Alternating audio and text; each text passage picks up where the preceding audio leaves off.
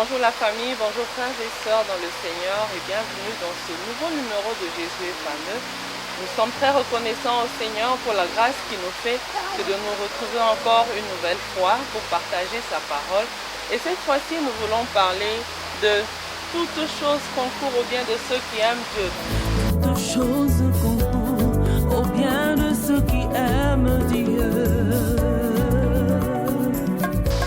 Bien-aimés, quand nous disons que toutes choses concourent au bien de ceux qui aiment Dieu, est-ce que tu aimes Dieu? Est-ce que j'aime Dieu? Alors toutes choses concourent au bien de ceux qui aiment Dieu. Ceux qui aiment Dieu, peu importe les circonstances par lesquelles ils traversent, la Bible dit, ce n'est pas moi qui le dis, la Bible dit que toutes choses concourent à leur bien, que ce soit des circonstances bonnes ou que ce soit des circonstances mauvaises. Suis-je permise de dire que la mort, les erreurs, les difficultés, peu importe ce qui semble être mal, est-ce qu'on est permis de dire que ça concourt à notre bien? Si la Bible dit que ça concourt à notre bien, alors ça concourt à notre bien.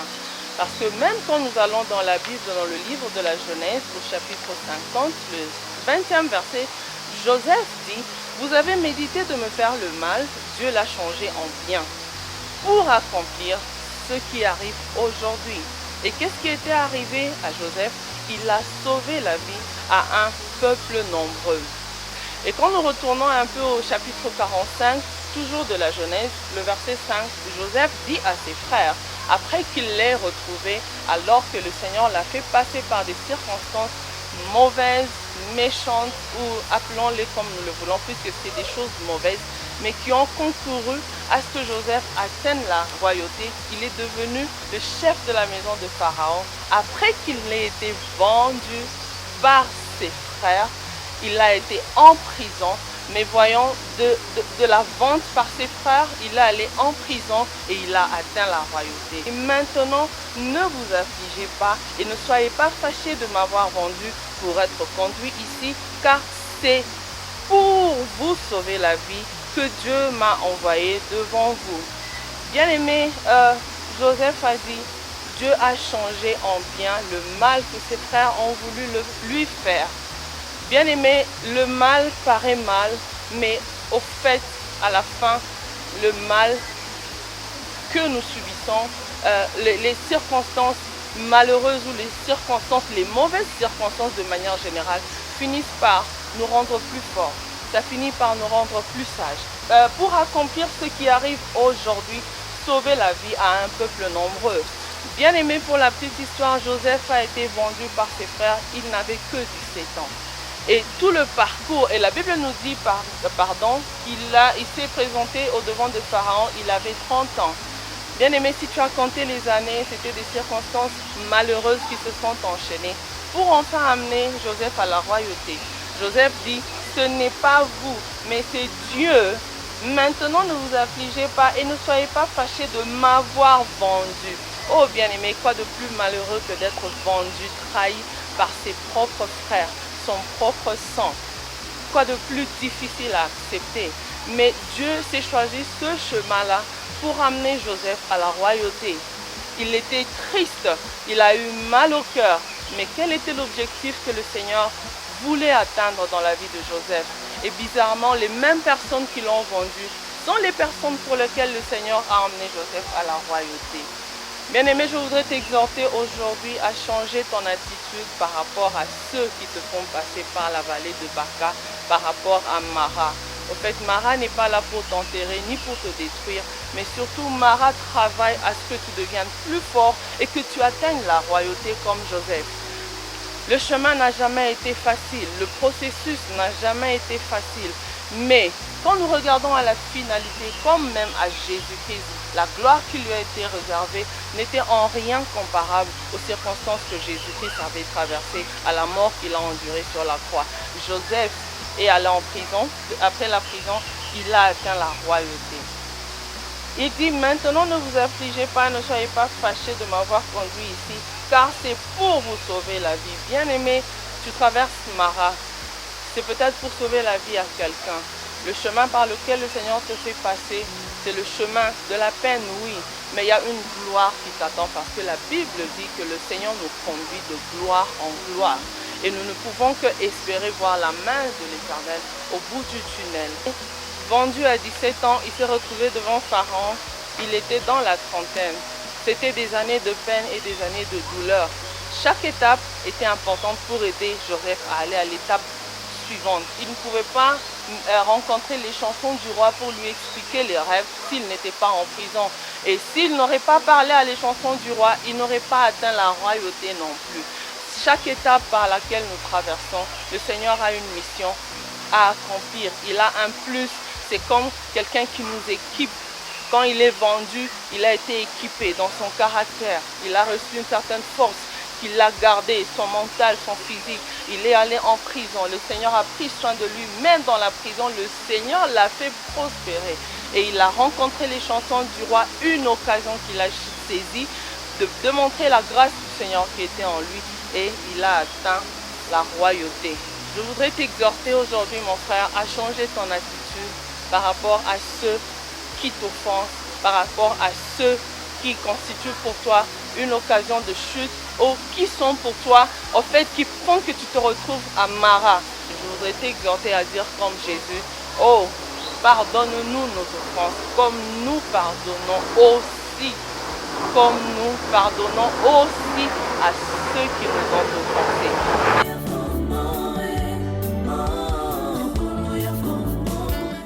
Bonjour la famille, nous venons vous informer que nous venons juste de publier notre tout premier album et qu'il est disponible sur toutes les plateformes de téléchargement. Nous vous le recommandons vivement pour l'écouter, le partager et certainement que vous allez l'aimer et qu'il vous bénira. Que le Seigneur vous bénisse. Bien-aimés, chacun dans son mara est censé rechercher la face du Seigneur. Comme les enfants d'Israël, dans le texte d'Exode où est tiré même le titre sur lequel nous partageons en ce jour. Ils ont recherché la face du Seigneur. Bien-aimé, c'est à toi, c'est à moi de rechercher le Seigneur pour avoir une directive précise par rapport à mon mara, afin que je sache comment je vais atteindre mon élim. Dans tous les cas, bien-aimé, à chacun son mara, à chacun sa révélation de la part du Seigneur. Ce n'est pas parce que A a reçu une réponse X pour sortir de son mara que forcément le Seigneur te dira de faire A aussi. Va au-devant du Seigneur. Je dois aller au Seigneur afin qu'il me dise ce qu'il me convient de faire, afin que ma situation soit changée. Et ce n'est pas toujours la même réponse que nous répondons. Il dit, demandez, on vous donnera, frappez, on vous ouvrira. Peut-être que ton cas à toi, tu devrais demander. Peut-être que ton cas à toi, tu devrais frapper. À chacun sa réponse. Ne nous comparons pas les uns les autres parce qu'à chacun sa vie. Et la Bible dit, Joseph dit, Dieu m'a envoyé devant vous. Je voudrais te dire, mon bien-aimé, que l'épreuve te propulse. L'épreuve te donne une longueur d'avance. L'épreuve t'aide à grandir dans la sagesse et même tu deviens un peu plus expérimenté que ceux qui t'entourent et qui ne sont jamais allés au travers des circonstances par lesquelles tu passes. Bien-aimé, tu précèdes au fait les autres dans la gloire, dans la sagesse et aussi surtout dans le caractère. Et ce que je voudrais nous exhorter, c'est surtout de ne pas désister pendant que nous nous trouvons dans l'épreuve.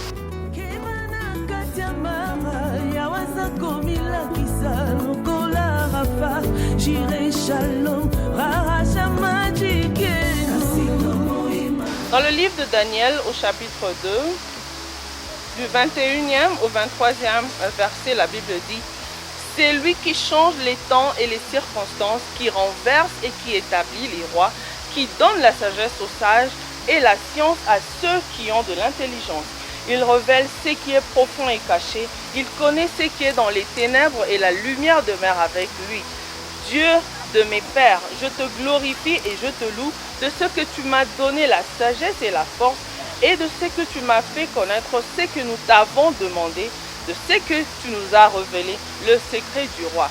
C'est seulement dans la prière que nous pouvons recevoir une révélation quelconque, une clé qui nous permette d'ouvrir les portes qui sont encore fermées pour nous permettre d'accéder à notre élim.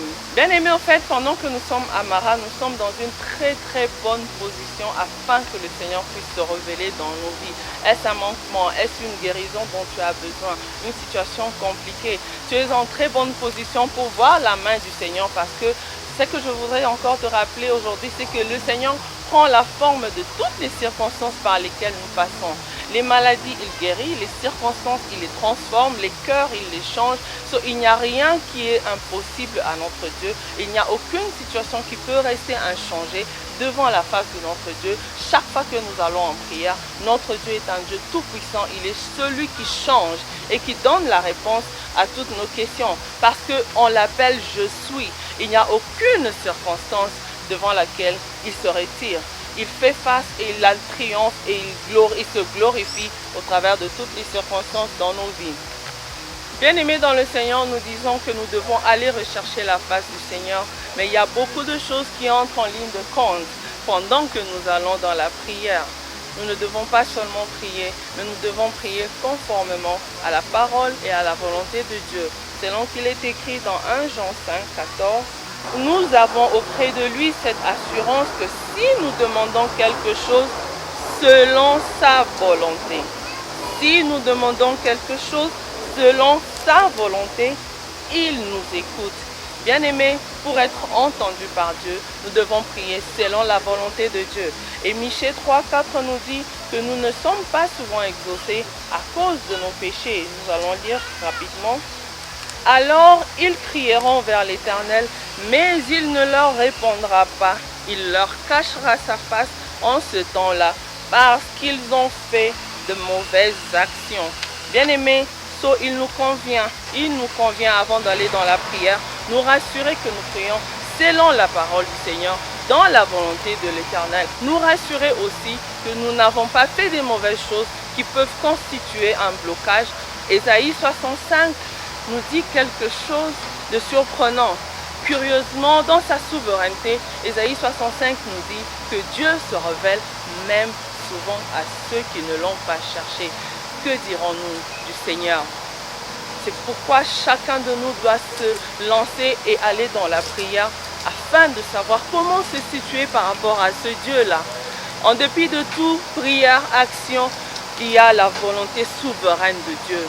La Bible dit, je vais lire dans le Ésaïe 65, le premier verset, la Bible dit « J'ai exaucé ceux qui ne me demandaient rien. Je me suis laissé trouver par ceux qui ne me cherchaient pas. J'ai dit, me voici à une nation qui ne s'appelait pas de mon nom. » Bien-aimé, le Dieu que nous servons, personne ne peut le juger. Il n'a pas besoin de conseiller. Il dit souvent que ce sont nos péchés qui construisent un blocage entre lui et nous. Mais il dit aussi qu'il se fait montrer même à ceux qui ne le cherchaient pas. Nous n'avons pas à le juger, c'est dans sa souveraineté qu'il décide ce qu'il fait avec qui il veut, comme il veut et quand il veut. Parce que la Bible nous dit dans Daniel 2, 21, comme nous avions lu, qu'il est le maître de temps et des circonstances. Comme nous l'avions lu, le Seigneur n'a de conseil à demander à personne, il agit selon sa souveraineté, mais en tant qu'enfant de Dieu, pour voir la résolution ou la réponse à nos questions, nous devons aller dans la prière, selon la volonté de Dieu, conformément à la parole de Dieu, et nous repentir de tous nos péchés qui peuvent constituer un blocage dans nos vies. Quand nous retournons à notre texte de base d'Élim, d'où est tiré le titre Élim même, et l'album, nous voyons que Dieu a mis à l'épreuve Amara. C'était son propre peuple. Ce n'est pas parce que nous appartenons au Seigneur que nous sommes exclus de tous les tests qui nous permettent de grandir dans la vie chrétienne et d'apprendre et d'acquérir la sagesse selon la volonté du Seigneur, selon qu'il a prévu de le faire dans la vie de tout un chacun de nous dans sa souveraineté. Il dit, c'est Amara. Il les a mis à l'épreuve, mais c'est toujours à Mara que le Seigneur s'est révélé à son peuple et qu'il leur a indiqué un bois. Il leur a indiqué un bois qu'il devait jeter dans l'eau afin que l'eau devienne pure. Bien-aimé, c'est dans la prière que tu peux aller, que je peux aller et recevoir une parole du Seigneur, qui est Jésus-Christ, afin que tu puisses mettre du Jésus dans ton eau, afin que ton eau ne soit plus amère. Bien-aimé, à chacun son Mara, à chacun une révélation particulière, comme je venais de nous exhorter, et je nous encourage à aller dans la prière afin de recevoir du Seigneur une parole, un réma sur lequel tu vas te baser, prier, poser ta foi, afin que tu vois les portes s'ouvrir, parce que la parole de Dieu est puissante. Elle est toute puissante, elle continue à créer dans nos vies et à opérer des miracles. Bien-aimés, comme nous venons de partager dans le livre de Michée, au chapitre 3, le 4e verset, le Seigneur n'écoute pas la prière du pécheur. Bien-aimé, toi qui vis encore dans le péché, je voudrais te dire, Jésus t'aime, mais il n'aime pas le péché. Je voudrais t'inviter aujourd'hui à décider de donner ta vie à Jésus-Christ afin que tu sois bénéficiaire de toutes les grâces, de toutes les promesses que nous retrouvons dans la parole de vie, dans la parole éternelle, dans les saintes écritures. Bien-aimés, c'est même à Mara, avant de finir et que nous puissions conduire les âmes à Christ, nous voulons dire que c'est même à Mara où le Seigneur se révèle. C'est à Mara déjà que nous avons la révélation de qui le Seigneur est. Quand je n'ai pas du pain et que je prie à Mara, le Seigneur se révèle comme Jéhovah Jireh. Je sais déjà qu'il pourvoit à tous mes besoins selon sa richesse avec gloire en Jésus-Christ.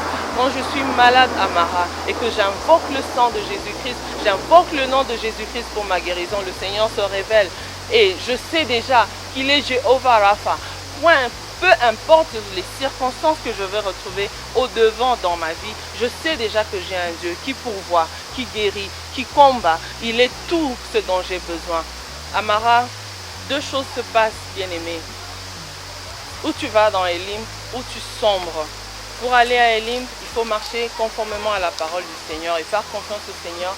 Et quand nous focalisons sur nous-mêmes et que nous enlevons notre regard de l'Éternel et que nous le fixons sur nos problèmes, nous sombrons à Élim. Mais sombrer à Élim, ce n'est pas ce que le Seigneur a prévu pour nous, parce qu'il nous fait confiance. Il sait que par l'Esprit du Seigneur, nous sommes capables de surmonter les épreuves et atteindre notre Élim.